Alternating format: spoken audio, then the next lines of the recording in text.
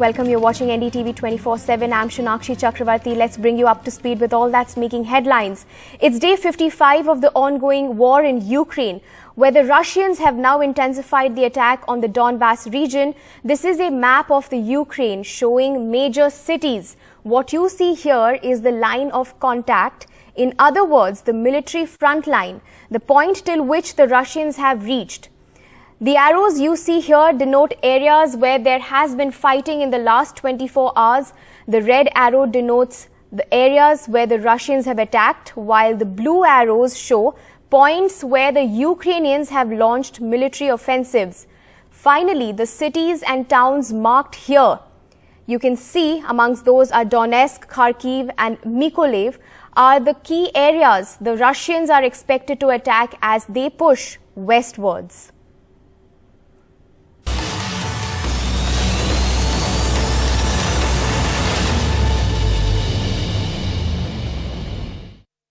In the last 24 hours, it seems absolutely clear that Russia has begun what was widely expected, a major offensive in the south and the east of Ukraine. In fact, yesterday evening, we were in the Mykolaiv area, and what we were hearing were thuds of what appears to be a Ukrainian response in that area, which was the front line. And it appears that that's an area where the Ukrainians are counterattacking. We found ourselves in an area where, in fact, just a short distance away, the rail artillery shelling was taking place. So not just here, not just in the Mykolaiv area, but further east, there are 3 or 4 areas where Russian forces tried to penetrate the Ukrainian defenses. The Ukrainian defenses by and large have held thus far, but it is believed that these were just probing attacks, and that the real thrust of the attacks of the Russians using a large number of their tank forces in open country, not dissimilar to where I am right now, will be something that is almost inevitable. The Russian goal is to move westwards to secure the Donbass area, a large part of which they already control. The Ukrainians will want to push them back. But the real worry is that it has started, and the sense is that it's really going to intensify. News from the national capital now. The Delhi police have intensified security arrangements around the C block of Jahangirpuri in northwest of Delhi, where clashes erupted on Saturday evening between 2 communities. Police also is probing the role of the prime accused and conducting raids. A team of the Delhi police's crime branch, in fact, has reached West Bengal to gather more information about the main accused, Ansar. The Special Commissioner has told NDTV that the clashes were not pre-planned.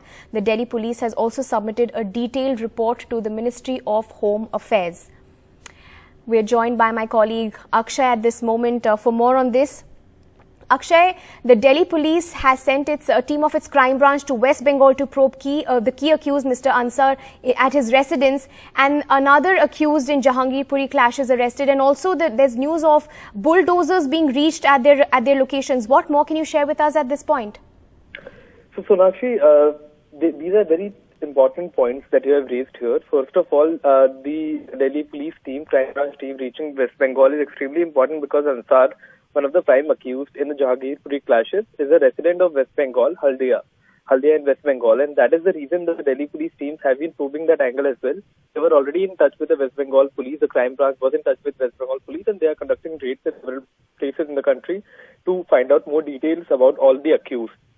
The second thing that is about another accused being arrested, yes, the Delhi police, in fact, 20 teams of crime branch have been trying to identify all the accused that were seen in the video that were brandishing weapons, including swords and guns during the clashes that took place in Jahangirpuri area.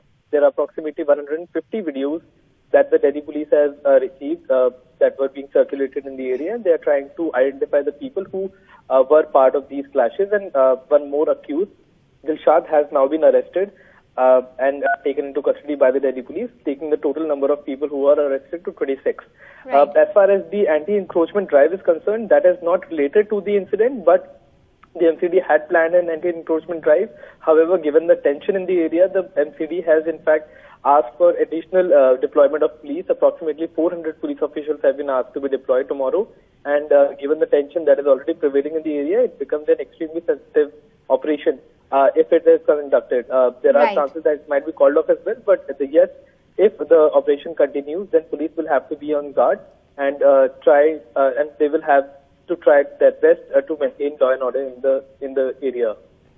Right. Thanks very much, Akshay, for joining us on that. For more, in fact, the Delhi Police's latest update on this case is that it has sent a team of its crime branch to West Bengal to further probe angles in this case and try and trace the main accused, Mr. Ansar, at his residence right there in West Bengal. Thanks very much. Moving on and staying more on this story, the Special Commissioner of the Delhi Police, Mr. Dipendra Pathak, spoke to NDTV. Here's what he said. What role have they been charged with in the FIR? You see, in FIR, it is basically instituting, committing riot and attempt to murder overall. And 24 have been arrested and apprehended, because out of 24, 3 have come out to be the juvenile. So they stand apprehended and 21 arrested. And among the accused, whoever have been found committing this communal frenzy or the riot and who have been found on the wrong side of law based on either digital evidence or based on photograph or based on verification. So they all have been duly verified and then arrested and apprehended. As of now, you've registered 4 cases and all. And what about this procession? You know, the last procession which was going on, because now it is being said that there was no clearance which was being given, but the group says that they have some kind of a permission. No, you see, there were 3 processions, 2 processions who submitted their application on 25th and 31st of the March. For the 3rd procession, they submitted their application 1 day before in the evening and said they could not get the permission. The Uttar Pradesh Chief Minister Yogi Adityanath chaired a law and order review meeting last night, issuing a set of directions that assume significance considering the recent clashes in Delhi's Jahangirpuri area. In a statement, the government said the directions were being issued as the festivals of Eid and Akshay Tritiya are likely to fall on the same date earlier next month.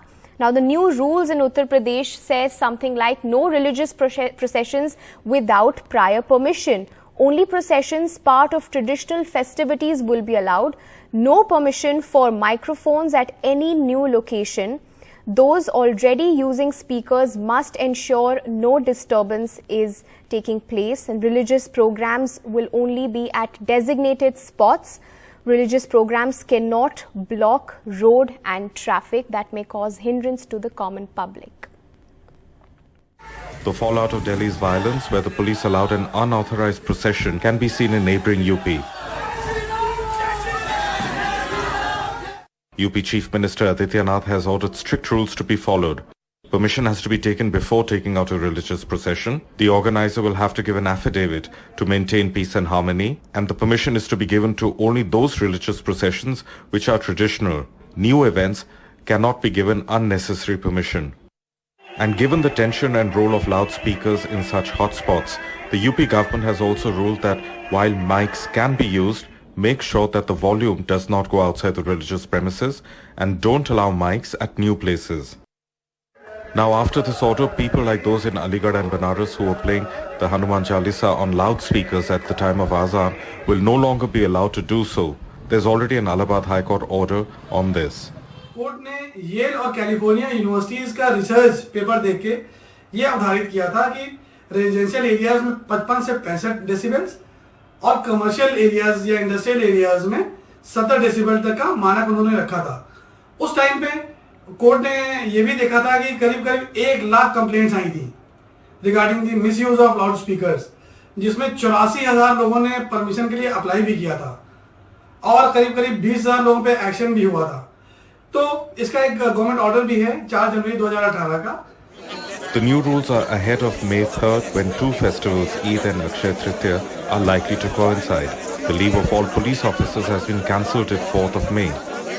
The Delhi violence and similar clashes in several other states have meant that the coincidation of festivals has a moment of tension in these times rather than joint celebration. The UP government has also reiterated that freedom of worship for all according to their religious ideology. In New Delhi, Saurabh Shukla for NDTV. Shifting focus now to COVID cases in the country, the daily new cases are now above the 1200 mark, which is a decline of over 43% from yesterday. The total cases reported is 1,247. COVID deaths reported is 1 in the last 24 hours. The positivity rate stands at 0.31%. That's the positivity rate at the moment, and the tests conducted so far is over the 4 lakh mark.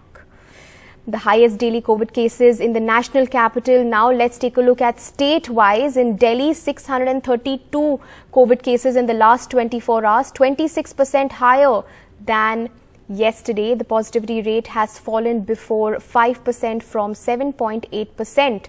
In Haryana, if we take a look at the COVID cases, it is 234 in the last 24 hours, whereas Maharashtra is at 137 COVID cases. Uttar Pradesh is reporting 115 COVID cases in the last 24 hours and Karnataka 53. Remember, the Union Health Secretary has also issued letters of concern to these respective states for the rise in COVID cases in these respective states. And let's shift focus to the World Health Organization chief, who is in fact in Gujarat. He was meeting the Prime Minister over there amid concerns, remember, of COVID death figures, that there's been a dispute in that, and the Prime Minister met Tedros amidst a row over COVID death numbers. In fact, Mr. Tedros also floored the audience by greeting them in Gujarati. Listen in to what they had to say. आज हम सभी पूरी दुनिया में health and wellness के लिए एक बहुत बड़े आयोजन के साक्षी बन रहे हैं। मैं WHO के डायरेक्टर जनरल डॉक्टर टेड्रोस का विशेष रूप से आभारी हूं और उनका भारत के प्रति जो लगाव है आज एक संस्थान के रूप में यहां प्रकट हो रहा है। Kemcho Bada. I should say that I have a special connection with India. I told this to His Excellency Prime Minister a number of times. I was taught by teachers from India in my high school years and later in university when I was studying biology. And in fact, I learned about traditional medicine in India from an early age through those teachers of mine from India. Meanwhile, Prime Minister Boris Johnson on Tuesday offered a wholehearted apology after he was issued a fixed penalty notice by police for attending an illegal party in number 10 Downing Street during the lockdown period. But he insisted he did not knowingly break rules or misled the parliament. Last week, he was fined £50 for attending his own surprise birthday party in June 2020. I take this opportunity on the first available sitting day to repeat my wholehearted apology to the House. As soon as I received the notice, I acknowledged the hurt and the anger. And I said that people had a right to expect better of their Prime Minister. That it did not occur to me then or subsequently that a gathering in the Cabinet room just before a vital meeting on COVID strategy could amount to a breach of the rules. I respect the outcome of the police investigation, which is still underway. In a shocking incident of caste-based violence in Uttar Pradesh's Raebareli, a minor boy from the scheduled caste community was assaulted and made to lick the feet of one of the accused. A 2-minute 30-second video that is now viral on social media shows the boy sitting on the ground with his hands on his ears, a sign of punishment.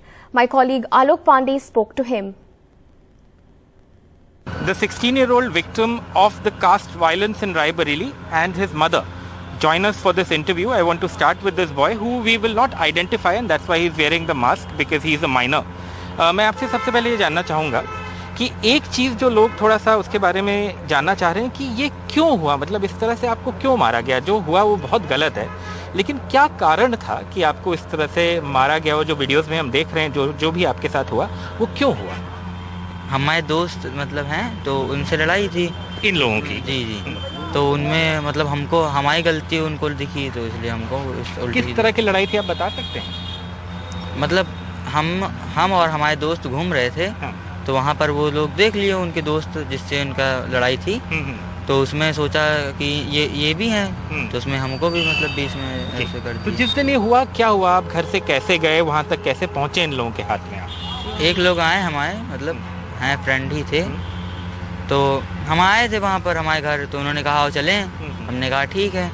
तो हम उनके साथ गए जहाँ हमको लेकर गए Monu general store के सामने एक मंदिर है वहाँ पर हमको लेकर गए। तो उनके कुछ साथियाँ थे मतलब साथी थे 7-8 लोग। वहाँ पर हमको दूसरी गाड़ी में बैठाया तो हमने पूछा कि आप कहाँ ले जा रहे हो? तो उन्होंने कहा कि कोई बात नहीं, अरे कहीं नहीं, ऐसे आप चलो तो हम लेकर जा रहे हैं। तो हमने कहा नहीं हम आपको नहीं जानते तो हम ऐसे नहीं जा सकते। तो उनके पास थी मतलब ऐसे कुछ लगाए हुए थे तो उन्होंने कहा कुछ करना मत नहीं तो मार देंगे। तो हमने कहा ठीक है हम नहीं बोलेंगे कुछ। तो हमको यहाँ से 5 किलोमीटर दूर लेकर गए चांदमऊ। तो वहाँ पर हमको रास्ते में ही मार दे लेकर गए। तो हमने कहा क्यों मार रहे हो? तो उन्होंने कहा गुंडा बन रहे हो। तो हमने कहा हम आप लोगों को जानते नहीं हैं तो आप ऐसे कैसे मार सकते हो? तो वहाँ पर हमको और वो मतलब मारने लगे फिर केबल से और डंडे से और रॉड ये सब लिए हुए थे हॉकी। वहाँ पर हमको मारा 2 घंटा तक आराम से मतलब वहीं मारते रहे। तो उल्टी सीधी हरकतें भी करवाई तो जात वात को भी गाली दी उन्होंने। फिर उसके बाद मतलब मुझे बहुत शर्म है ये पूछते हुए, लेकिन एक वीडियो में ये भी दिख रहा है कि एक आदमी, एक लड़का है, आपसे कह रहा है कि मेरे पैर चाटो। उसका क्या संदर्भ था? ऐसा क्यों हुआ? और आपने क्या कुछ कहा कि ये कैसे कर रहे हो, क्यों कर रहे हो? मतलब उनका मतलब है कि आप पहले भी छोटे थे और अब भी छोटे हो। उनका कहने का मतलब ये है, इसलिए वो सब उल्टी सीधी हमसे हरकतें करवा रहे थे। आप कुछ अपोज कर पाए या बहुत लोगों से घिरे हुए थे और मार खा रहे थे इसलिए नहीं कर पाए? जी हम इसलिए कुछ नहीं बोल रहे थे और वो मार भी रहे थे। जी। और उसके बाद मैं आपसे जानना चाहूँगा कि जब ये घर आया तो क्या इसने आपको बताया कि ऐसा हुआ है? पुलिस के पास आप तुरंत गए कुछ देर बाद? जब 3:30 बजे मेरा बच्चा घर आया तो हम इसको खोज रहे थे। जब हमको नॉलेज हुआ कि 12:30 बजे बच्चा गया मेरा यहाँ से, कहाँ चला गया ढूंढ रहे थे नहीं मिला। जब 3:30 बजे बच्चा आ गया तो इससे पूछा, पूरे बररा पूरी शरीर में इसके थे। तो हम रोने लगे इसको देख के। हमने कहा कभी मैंने एक झापड़ अपने बेटे को नहीं मारा है और इसको ऐसे बेरहमी से किसने मार दिया है कि हमें किसी की दुश्मनी भी नहीं है, मालूम नहीं है किससे क्या दुश्मनी है। तो इससे मैंने पूछा, हमने कहा बेटा किसी से लड़ाई हुआ हो, किसी से झगड़ा हुआ हो तो उसे बताओ। कहे नहीं मम्मी हमने किसी से कोई झगड़ा नहीं किया। उसके बाद में इसको लेके गए हम थाने में इसको छोड़ दिया। उसके बाद में छोड़ने के बाद वो जो एप्लीकेशन लिख रहे हैं मिश्रा, तो उसने कहा ठीक है आप परेशान ना हुई तो तुम्हारा लड़का मार खाया है तो उसको हम एप्लीकेशन देते हैं। तो उसने अपने मर्जी से लिखा है क्योंकि हम किसी को जानते नहीं थे कि कौन मेरे बच्चे को मारा, कैसे मारा। वीडियो वायरल हुआ जो हुआ है उसमें जो उसकी मर्जी वही लिखी है। हाँ तो पुलिस ने लोग जैसा मर्जी हुआ वैसा एप्लीकेशन लिख दिया गया कि जब हमको 14 तारीख को वीडियो वायरल हुआ तो हमको मालूम चला कि मेरा बच्चा इस तरह मार खाया है। तो हमने कहा कि जो लेके वही वीडियो हम थाने पहुंचे। हमने कहा सर देख लीजिए अब तो इसमें कोई प्रूफ है, अब पूरी प्रूफ के साथ आप जो कार्रवाई है इसमें आदमी हैं सब कुछ है, इनका शक्ल आ रही है, आप लोग इसको देख लीजिए, इसको फैसला कीजिए। मेरे बच्चे के साथ न्याय हुआ है, अन्याय हुआ तो उसको न्याय दिलाया जाए। फिर उसके बाद में कहीं आप परेशान न हुए, पूरा काम होगा। फिर पूरे देश में वायरल हो गया मेरे बच्चे से किस तरह पैर चटवाया जा रहा, क्या कट्टा लगाए। जब सर इसके बदन पे कट्टा लगा, इतने हंटर पड़े, इतने केबिलें पड़ी इसके शरीर में, तो हर बच्चा डरेगा।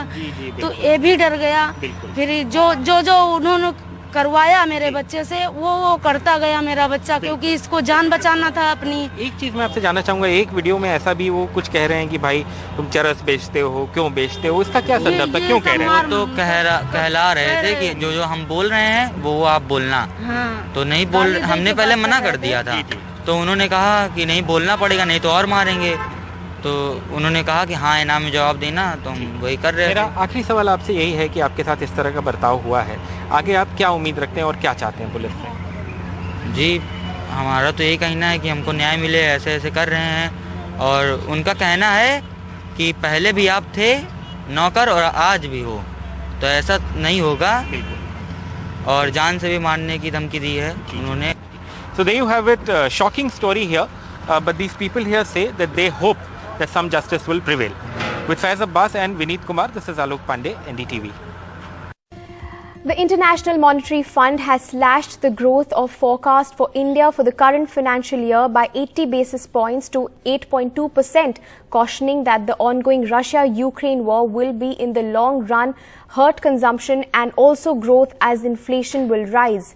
India has in fact topped the IMF's growth forecast, but the IMF projects India's growth at 8.2%, and Russia slashed 8.2% sharply down from earlier projection of 9%. Significantly, the IMF's projection for India is far higher than the RBI's projected growth of 7.2 to 7.8%.